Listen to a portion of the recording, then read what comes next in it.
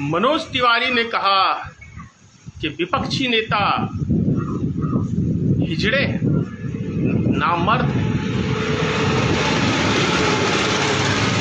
विपक्षी नेता नामर्द है या भारतीय जनता पार्टी की पूरी टीम नामर्द है?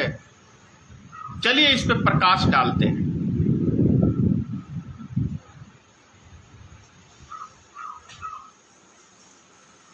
भारतीय जनता पार्टी का इतिहास क्या है? भारतीय जनता पार्टी का इतिहास है कि देश में नफरत फैलाना, देश में शांति भंग करना, देश में दंगे कराना, देश में सेना को, अपने ही सेना को मरवाना और देश में बम विस्फोट करना। यह है इतिहास भारतीय जनता पार्टी का। और जहां पे डबल इंजन की सरकार है, 3 महीने हो गए, मणिपुर पे एक शब्द किसी भारतीय जनता पार्टी के लीडर के न पिछवाड़े में दम है न सीने में है बोलने के लिए। अरे जिस देश का, जिस पार्टी का प्रधानमंत्री ही हिजड़ा हो, वो व्यक्ति बोलेगा? एक हिजड़े की टीम में रह के मनोज तिवारी, तू खुद एक हिजड़ा है, तेरे चूतड़ में दम नहीं है कि तू बोल सके कि मणिपुर में क्या हो रहा है। अगर तेरी बहू के साथ ये कांड होता, ये निर्वस्त्र करा के तेरी बेटी को घुमाया जाता, तेरे वाइफ को घुमाया जाता, तब भी तू ऐसा ही बोलता। मनोज तिवारी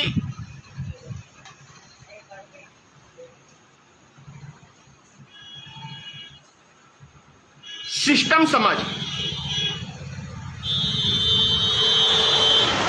प्रधानमंत्री एक ऐसा हिजड़ा प्रधानमंत्री है भारत का क्यों कहे भारतीय जनता पार्टी का प्रधानमंत्री, जिसकी फटती है किसान आंदोलन पे एक शब्द बोलने में, जिसकी फटती है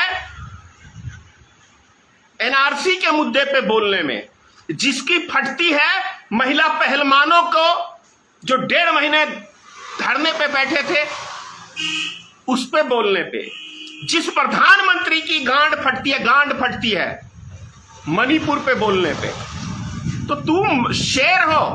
अबे भारतीय जनता पार्टी का मतलब है एक दंगाई पार्टी, और दंगा करा के तुम्हारी दाल रोटी सिकती है।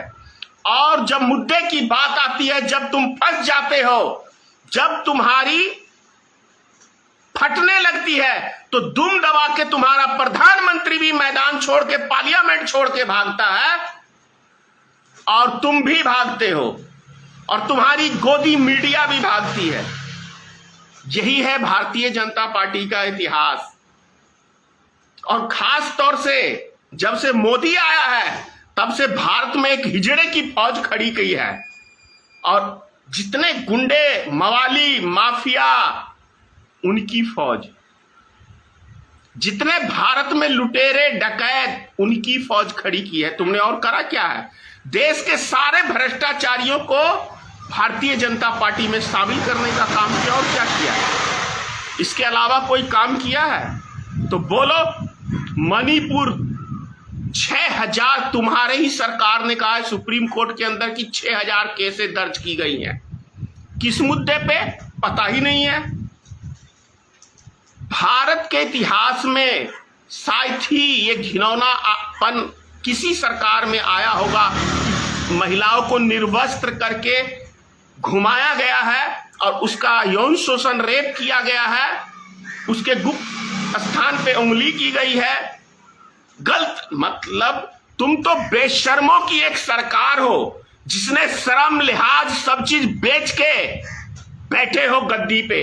अगर तुम्हारे पास किसी संस्कारी माँ बाप का खून होता, तो सारे भारतीय जनता पार्टियों से कह रहा हूं मैं, अगर तुम लोग में कोई अच्छे माँ बाप का संस्कार होता, खून होता, तो तुम लोग मणिपुर के ऊपर बोलते मणिपुर की बहु बेटियों के साथ खड़े होते, लेकिन तुम एक गंदगी हो, भारत की गंदगी हो, इसके अलावा कुछ नहीं हो। जय हिंद। अगर आप चाहते हैं गरीब हर वंचित इंसान की आवाज आप तक पहुंचे तो हमारे चैनल को सब्सक्राइब करें और बेल आइकन का बटन दबाना ना भूलें। देखते रहिए बहुजन न्यूज।